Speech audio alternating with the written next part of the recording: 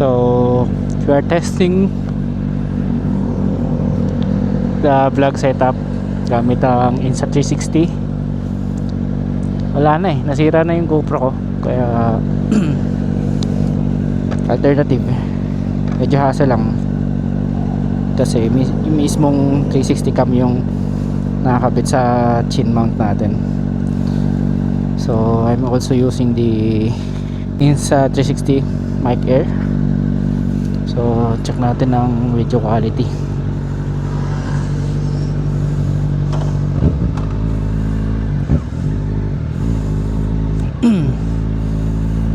In terms of low light, medyo hindi ganun kaliwanag to dahil X4 pa tong gamit ko.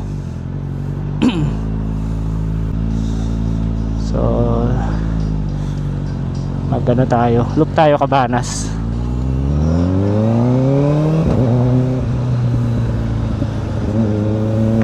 Medyo madilim yung visor ko pala.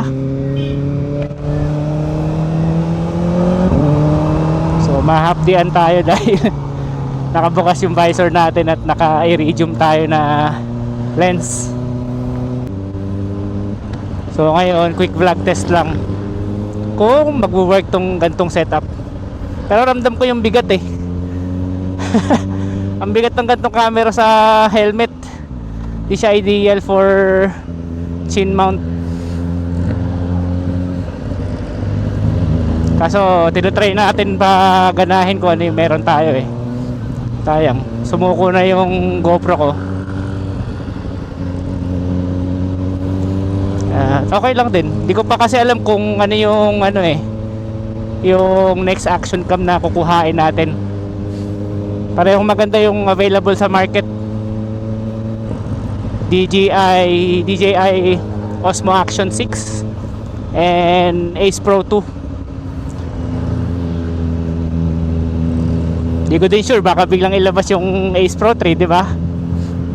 At least kung mag-upgrade tayo at ma-timing na i-release yung Ace Pro 3, yun na yung kukuhain natin para yung vlog setup natin is iikot lang on Insta360.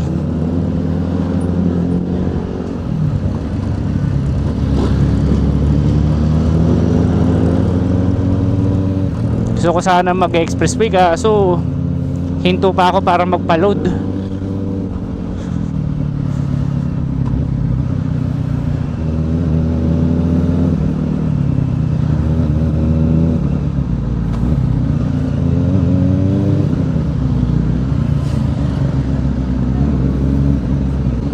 Ramdam ko na yung alay sa leg. Bigat tong gantong setup. Pero medyo mas malinis siya kasi wala kang wire. Mas malinis siya kasi walang wire. Dahil we are recording wireless using the Mic Air. It's a 360 Mic Air.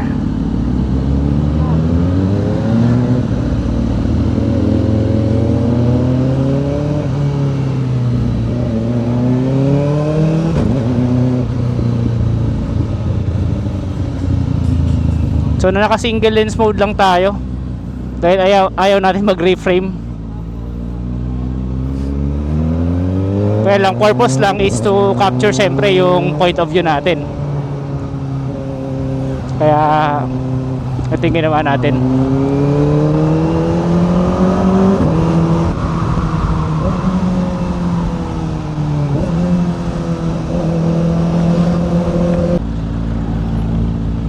Alay na ileg ko.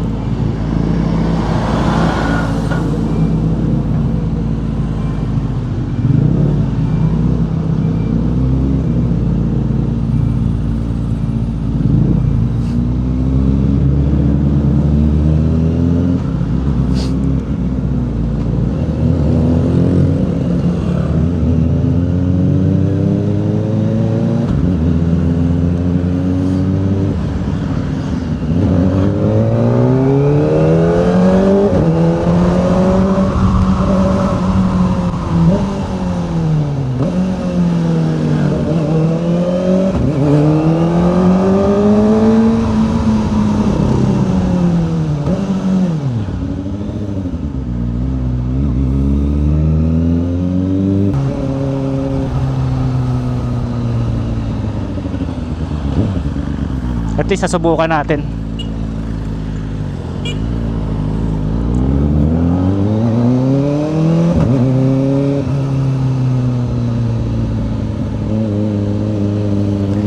Yung lens ko, dapat talaga magtiyaga akong magpalit kapag alam kong, kahit sabihin mong quick run lang, kahit sabihin mong quick spin lang,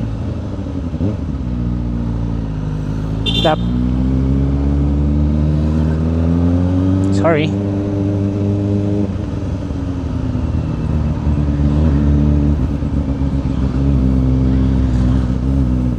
mas may enjoy ko yung ano eh, naka visor on tapos clear. Hapdi sa mata oh, tapos tatangkihin mo yung usok.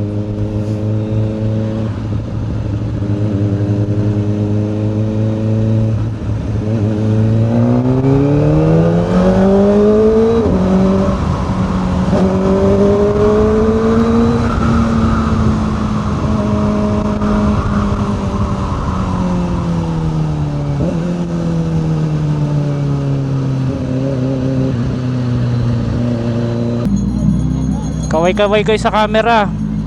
Nakakuhanan ko kayo.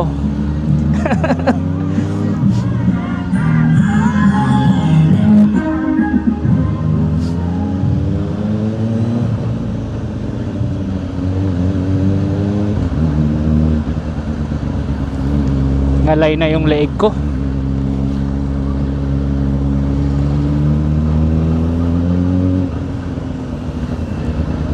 Pala dinala ko yung lens cap nito para natanggalin ko na mamaya after matest yung camera.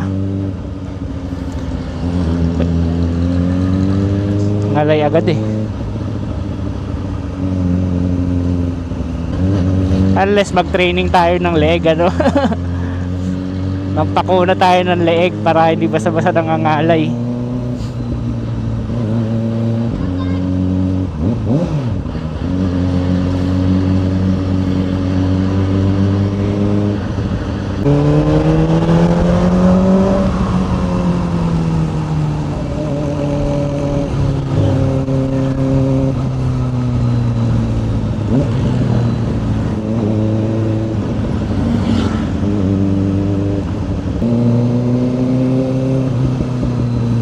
Malay na ako bro.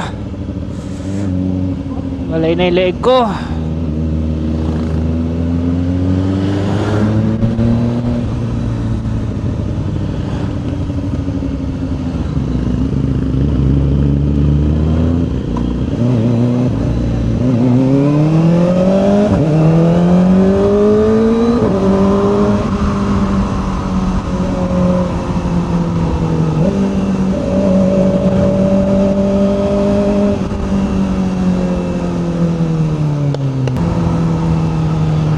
Ginagawa yata dito ah.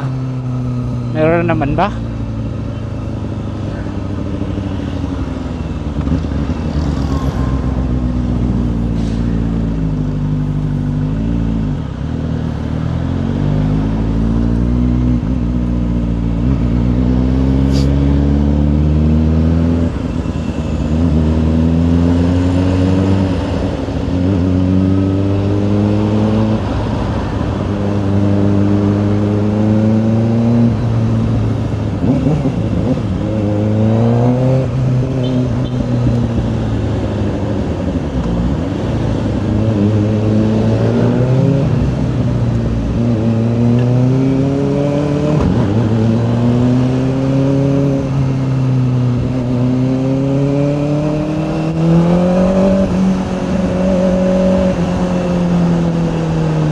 Dito muna tayo sa Shell. Ganda yung liwanag dito eh.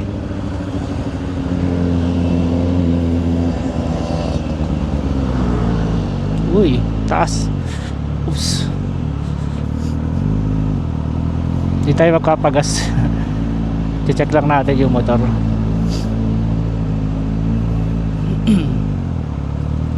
Naba ako kayo humintok. Dito na lang. Ayun.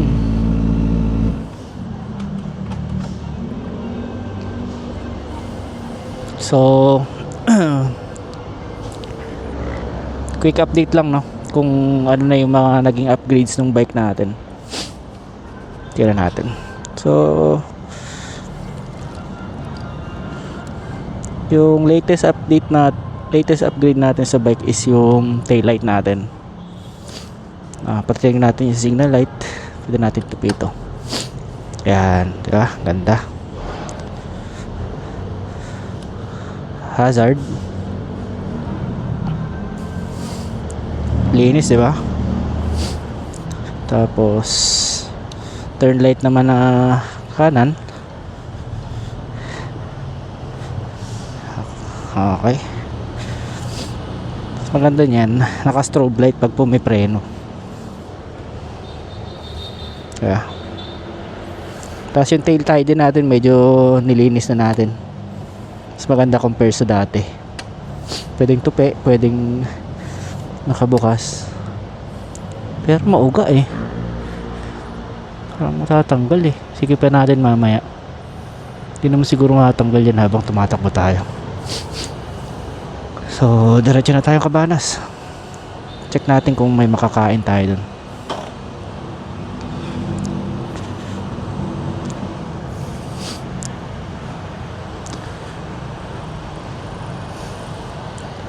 May nagpapagas ah.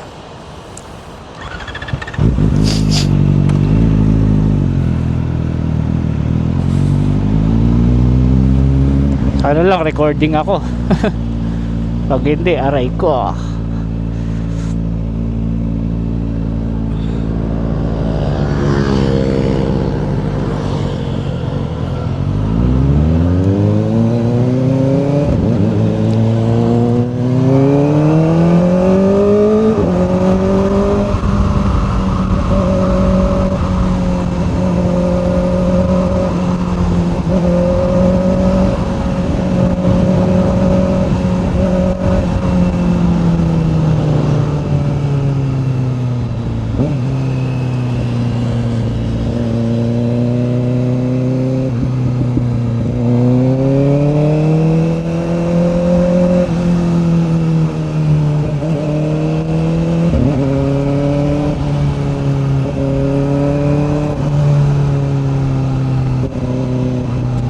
Hindi. Pupuwing-puwing talaga tayo sa helmet natin pag hindi natin maisara.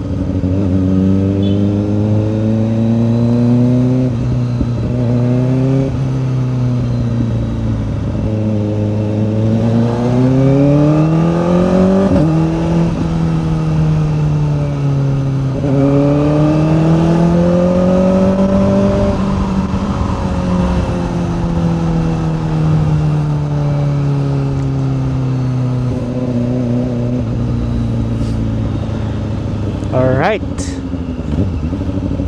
dito ko natatapusin yung ano natin, quick ikot at quick vlog test using the Insta360 X4 and Mic Air.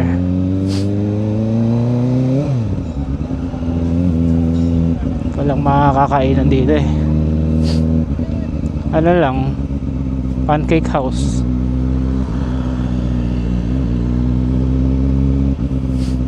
Kaso nagki-crave ako ng beef.